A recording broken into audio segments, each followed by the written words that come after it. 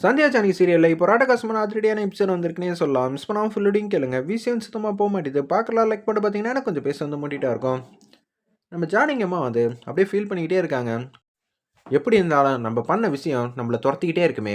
எப்படி இதெல்லாம் சமாளிக்க போறோம் தெரியலங்கிற மாரி தான் யோசிச்சுட்டு இருக்காங்க அந்த இடத்துல. நம்ப ஜானகியம்மா அப்பன்னு பார்த்து மாயா வந்து வந்துடுறாங்க. வீட்ல இருக்கிற எல்லாருக்கும் உங்களுக்கு சந்தேகம் வந்துரும் போல இருக்கே. ஏன் என்னாச்சு? நீங்க பண்றதெல்லாம் அப்படிதான் இருக்கு. ஏன் எதுவா இருந்தாலும் வந்து கொஞ்சம் மாத்தி யோசிக்கிறீங்க. எப்போதும் எப்படி இருப்பீங்க? எப்படி மாயா? நம்ப என்ன செஞ்சு வச்சிருக்கோம்? நம்ப செஞ்சதுனால எனக்கு கொஞ்சம் கவலையா இருக்காதா? அப்படின்னு சொல்லும்போது, ஒரு விஷயம் தெரிஞ்சுக்கங்க. நம்ப நல்லது தான் செஞ்சிருக்கோம். தேவையில்லாம வந்து இத பத்தி யோசிக்காதீங்க. அமைதியா இருங்க அப்படின்னு சொல்லும்போது, பத்மாவும், பார்வதியும் வீட்ல வந்து காட்டுறாங்க. அண்ணி, உங்க பவர வந்து எடுக்க மாட்டீங்களா? என்னது? எனக்கு இருக்கிற அதிகாரமா? எனக்கு ஏதுடி அதிகாரம்? அதுவும் இந்த வீட்ல. இந்த வீட்ல அதிகாரம்னு பார்த்தா ஜானகி அம்மாவுக்கு இருக்கு. அடுத்தது எங்க அண்ணனுக்கு இருக்கு. இவங்க 2 பேர தவிர வேற யாருக்குமே கிடையாது. ஏன் என் தம்பிக்கு கூட கிடையாது அப்படின்னு சொல்லும்போது, அது எல்லாம் வாஸ்தவம் தான். மாயா கிட்ட டைரக்ட்டா வந்து கேளுங்க. நீங்க கண்டிப்பா வந்து அண்ணிகிட்ட வந்து கேட்டீங்கன்னா, ஒண்ணும் வேலைக்கு ஆகாது. இதுவே மாயா கிட்ட கேட்க வேண்டியது தானே? கேட்கலாங்கிற? ஆமாங்க. நீங்க கேட்டீங்கன்னா, எல்லா உண்மையும் அவ கண்டிப்பா வந்து சொல்லிடுவா அப்படின்னு சொல்லும்போது, சரி. அப்பன்னா நான் எத அடிப்படையில கேட்கறது? அதுக்கான ஐடியா குடும்மா அப்படின்னு சொன்னோனே, நீங்க மாயாக்கு மாமியார் தானே? சும்மானு இரு. நான் மாயாவுக்கு மாமியாரா? அப்படியெல்லாம் ஒண்ணும் கிடையாதுங்கிற மாரி அந்த இடத்துல வந்து பத்மா வந்து பேசும்போது, அண்ணி கொஞ்சம் பொறுமையா வந்து யோசிச்சு பாருங்க. நமக்கு நேத்து நைட் என்ன நடந்திருக்கு, ஏது நடந்திருக்குங்கிற விஷயம் தான் முக்கியம். தெரிஞ்சுக்கணும். அப்படி இருக்கும்போது, உங்களுக்கு இருக்கிற அதிகாரத்த நீங்க பயன்படுத்திக்கிட்டு முறுக்கிக்கிட்டு கம்பீரமா போய் நில்லுங்க. ஏய்! சொல்ல புரியா இல்லையா? நான் உன்னோட மாமியாருங்கிற உரிமையில கேளுங்க. அவ கண்டிப்பா வந்து என்ன நடந்துச்சு, ஏது நடந்துச்சுங்கிற விஷயம்லாம் வந்து அப்படியே வந்து உளர ஆரம்பிச்சுருவா. அதனால நீங்க வந்து எல்லாத்தையும் தெரிஞ்சுக்கலாம் அப்படின்னு சொன்னோனே, அப்படின்னு சொல்ல வர? ஆமா. அப்படிதான் நான் சொல்ல வரேங்கிற மாரி அவங்க 2 பேரும் சுவாரஸ்யமா பேசிட்டு இருக்கிறப்ப, புவனேஸ்வரிய ஒரு பக்கம் காட்டுறாங்க. பசுபதி வந்து வருத்தப்பட்டுட்டு இருக்காங்க. எங்கம்மா கார்த்திய காணுமே! கார்த்தி அப்படி எங்க தான் போயிருப்பான்? ஒண்ணும் புரியலங்கிற மாரி அவங்க வந்து யோசிச்சுட்டு இருக்கிறப்ப நீங்க முதல்ல போய் வந்து எங்கேயாவது போய் பார்த்துட்டு வாங்க அப்படின்னு சொன்னோன்னே, காலேஜில போய் பார்க்குறாங்க. அவங்களுக்கு தெரிஞ்ச ஃப்ரெண்ட்ஸ் எல்லார்ட்டயும் வந்து விசாரிச்சு பார்க்குறாங்க. எங்கேயுமே வந்து கண்டுபிடிக்க முடியல. "என்னப்பா கண்டுபிடிச்சீங்களா?" அப்படின்னு சொல்லி கேட்டோன்னே, "தெரியல அங்கிள். நாங்க தேடின வரைக்கும் எங்கேயுமே இல்லைங்கிற மாரி சொல்லிட்டு அவங்க பாட்டுக்கு போறாங்க. மகாலிங்கம் வந்து ஒரு பக்கம் யோசிக்கிறாங்க.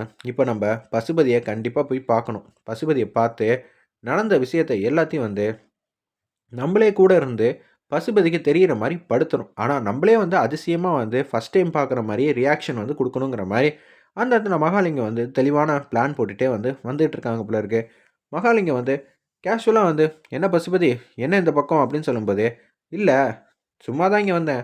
"அப்படியெல்லாம் இல்லையே! நீங்க சும்மா வந்த மாரி தெர்ல. உங்க ஃபேஸ்லயே வந்து பாட்டம் தெரியுது. அப்படி இருக்கிற சூழ்நிலையில, நீங்க எதுவா இருந்தாலும் என்கிட்ட சொல்லுங்கங்கிற" மாரி அந்த இடத்துல வந்து பேசுறாங்க நம்ப மகாலிங்கம். உடனே, "சரி உங்கள்ட்ட சொல்றதுக்கு என்ன இருக்கு? நீ சொல்லுவேன்னு தானே ஆசைப்பட்டுட்டு இருக்கேன். என்ன பண்றது? சந்தர்ப்பத்த சரியான முறையில வந்து பயன்படுத்துறவன் தான் உண்மையான புத்திசாலி. எனக்கும் கஷ்டமா தான் இருந்துச்சு. ஆனா, என் பொண்ணு வாழ்க்கை பெருசா, இல்ல உன் பையன் பெருசான்னு பார்த்தா, என் பொண்ணோட வாழ்க்கை தானே எனக்கு வந்து வசதியா தெரியும். அதனால தான் இது மாரிலாம் செஞ்சிருக்கேன். சரி, எதுக்காக இங்க நிக்கிறீங்கன்னு சொல்ல மாட்டீங்களா? அப்படின்னு சொல்லி மனசுல நெனச்சுட்டு இது மாரிலாம் வந்து கேட்குறாங்க நம்ம மகாலிங்கம். இல்ல என் பையன வந்து காணோம். எங்கங்க போயிருப்பாரு? ஏதாவது உங்க கெஸ்ட் ஹவுஸ்ல வந்து இருக்கலாம். பண்ணை வீட்ல இருக்கலாம். இல்லாட்டி ஃப்ரெண்ட்ஸோட வேற எங்கேயாவது வெளியில போயிருக்கலாம்ல அப்படின்னு சொல்லும்போது, எனக்கும் அப்படிதான் சந்தேகம். ஆனா, அவன் எங்க போனாலும் வந்து தகவல் வந்து சொல்லிடுவான். இவ்வளோ நாள் வந்து அவன பார்க்காம இருந்ததே இல்ல. எத்தன நாள் ஆச்சு? 1 1/2 நாளுக்கு தான் ஆச்சு. ஏங்க 1 1/2 நாள் தானங்க. இதெல்லாம் ஒரு விஷயமா? எதுக்கும் உங்க பண்ணை வீட்ல போய் பாருங்க அப்படின்னு சொல்லி அந்த இடத்துல வந்து சொல்றாங்க. நான் எப்போதும் வந்து கார்த்திய வந்து பண்ணை வீட்ல தானே பார்ப்பேன். ஆமால்ல, கார்த்தி வந்து அங்க கூட இருக்கலாம்ல அப்படின்னு சொல்லி அந்த இடத்துல பசுபதி மாட்டுக்கும் வந்து கிளம்பலான்ட்டு இருக்காங்க. ஏங்க உங்கள பார்த்தாலே வந்து பாவமா இருக்கு. ஏதோ பாட்டமா இருக்கிற மாரி தெரியுது. நானும் வரேங்க அப்படின்னு சொன்னோனே, அப்படியே கார் எடுத்துட்டு 2 பேரும் வந்து அந்த பண்ணை வீட்டுக்குள்ள வந்து வராங்க. தம்பி இங்க தாங்க எங்கேயாவது இருக்கும். அதனால நீங்க எதுக்கும் கவலைப்படாதீங்க. நீங்க ஒரு பக்கம் தேடுங்க. நான் ஒரு பக்கம் தேடுறேன்னு சொல்லிட்டு, கீழ வந்து ஒவ்வொரு ரூம்குள்ளேயா வந்து போயிட்டு, கார்த்தி வந்து இருக்காங்களான்னு சொல்லி பசுபதியும், மகாலிங்கமும் வந்து தேடிக்கிட்டே இருக்காங்க. எடுத்தோனே உன்ன அந்த ரூமுக்கு வந்து கூட்டிட்டு போ முடியுமா என்ன? அதனால தான் பொறுமையா வந்து கூட்டிட்டு போணும்னு சொன்னோனே, எல்லா இடத்துலயும் வந்து தேடுறாங்க. கார்த்தி இங்க இருக்கிற மாரி தெரியலையே! ஏங்க மாடிக்கு போய் பார்ப்போங்க. மாடியில ஒரு வேளை இருந்தாருன்னா என்ன பண்ணுவீங்க? அப்படின்னு சொன்னோனே, மாடிக்கு வேக வேகமா வந்து ஏறுறாங்க. அந்த இடத்துல நம்ப மகாலிங்கமும், பசுபதியும் அந்த ரூம்ல இருக்காங்களான்னு பாருங்கன்னு சொன்னோனே, அப்படியே வந்து கேஷுவலா வந்து நின்னுட்டு இருக்காங்க. மகாலிங்கம் மாட்டுக்கு வந்து அப்படியே அந்த ரூம்குள்ளே வந்து போகாமல் வெளியே நிற்கும்போது பசுபதியை மட்டும் உள்ளே போக சொல்கிறாங்க. பசுபதி உள்ளே போய் பார்த்தா அங்கே யாருமே இல்லை. நமக்கு தான் தெரியுமே அவங்க கார்த்தி எங்கே இருக்காங்கங்கிற விஷயம். உடனே வந்து மகாலிங்கம் இங்கே கார்த்தி இல்லவே இல்லையே, அது இங்கே தானே இருந்துச்சு, எங்கே போய் இருக்கும் அப்படின்னு சொன்னேன். என்னது அதுவா? இல்லைங்க, உங்கள் பையன் இங்கே தான் இருப்பாப்புல எப்போதும். அப்படி இருக்கும்போது இங்கே இல்லையா, அதனால தான் வேற எங்கே வந்து போயிருப்பாப்புலன்னு சொல்லி யோசிச்சு பார்த்தேன். முதல்ல புவனேஸ்வரி கிட்ட நடந்த விஷயம்லாம் சொல்லணுங்கிற மாதிரி யோசிக்கும்போது மாயா முன்னாடி வந்து நிற்கிறாங்க. நம்ம பத்மா மட்டும் தனியா, மாயா எனக்கு ஒரு சில பல விஷயம்லாம் தெரிஞ்சே ஆகணுங்கிற மாதிரி கேட்குறாங்க. என்னத்த, என்ன விஷயம் தெரியணும்? நேத்தி நீ எங்கே போன எனக்கு தெரிஞ்சே ஆகணும்.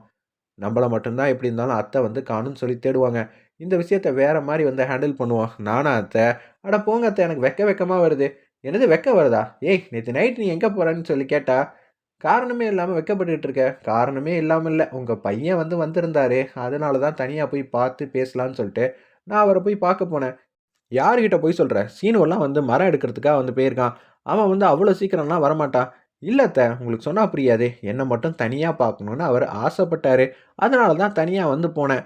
ஓ! என் பையன் வந்து என்ன பார்க்காம உன்ன வந்து பார்க்க வந்திருக்கானாம்மா? இத நான் நம்பணுமா? அப்படின்னு சொல்லி கேட்டோனே, அத்த உங்களுக்கு விவரமே பத்த மாட்டேங்குது. யாரு? எனக்கா? எனக்கு விவரம் பத்த மாட்டேங்குதா? அப்படின்னு சொல்லும்போது, சரி எதுக்காக வந்தான்?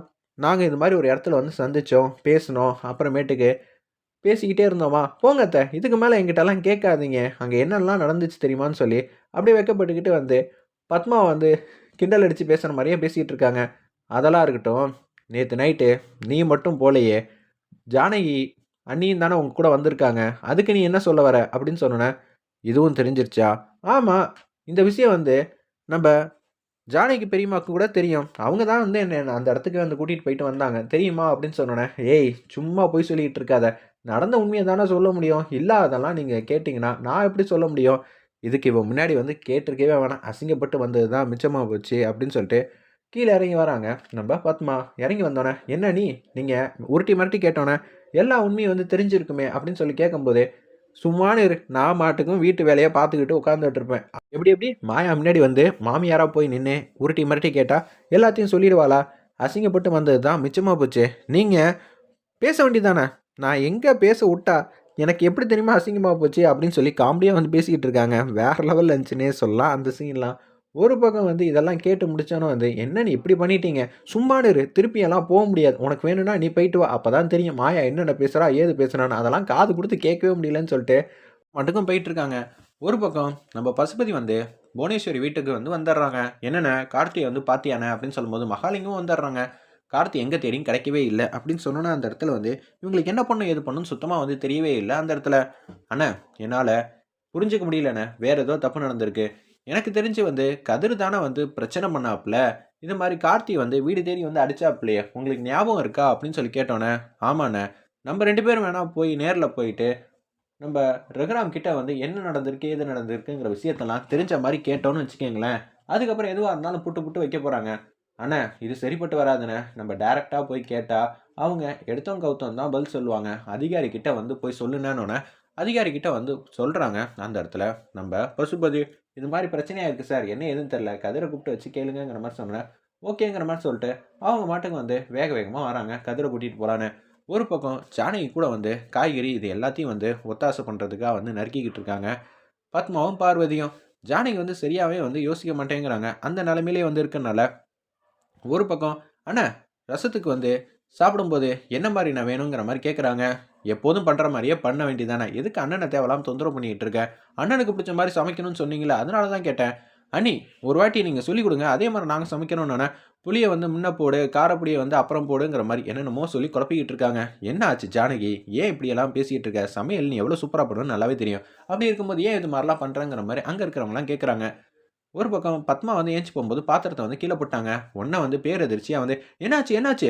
பாத்து பாத்து எல்லாருக்கும் தெரிஞ்சிருச்சா?" அப்படின்னு சொல்லி பட்டமாயிடுறாங்க. மாயா வந்து இத வந்து நோட் பண்றாங்க. என்ன ஏதுன்னு சுத்தமா வந்து தெரியவே இல்ல அந்த இடத்துல. ஒரு பக்கம் வந்து நம்ப ரமணி பாட்டி வந்து கேட்குறாங்க, "என்ன ஆச்சும்மா? உனக்கு வேற எதுவும் பிரச்சனையா?" அப்படின்னு சொல்லி கேட்கும்போது, "அதெல்லாம் ஒண்ணும் இல்ல. எதுவா இருந்தாலும் சொல்லுங்கிற" மாரி கேட்கும்போது, நம்ம ரகுராம் வந்து நோட் பண்றாங்க. ஏதோ ஒரு விஷயம் தப்பா நடந்திருக்கு. நேத்து நைட்லேருந்து வந்து ஜானகி வந்து சரியில்லங்கிற மாரி புரிஞ்சுக்கிறாங்க.